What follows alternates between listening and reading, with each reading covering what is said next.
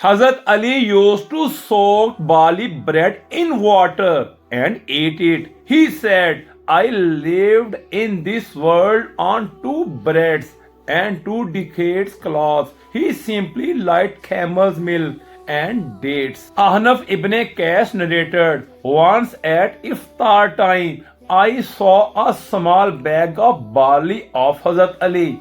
At my request, Hazrat Ali replied that it is necessary for him to be associated with the ranks of the poor people so that there is no regrets in them that they are poor. A man when saw the stitched cloth of Hazrat Ali, he requested Hazrat Ali, why did he not purchase new clothes?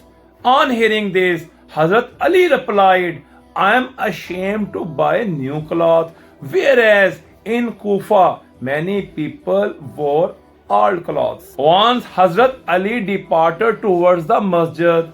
On the way, his shoe broke. Hazrat Misam Tamar mended the shoe and said, I am thinking from where I should mend the shoe, because this shoe is torn out from many places. A butcher requested Hazrat Ali to take meal on loan.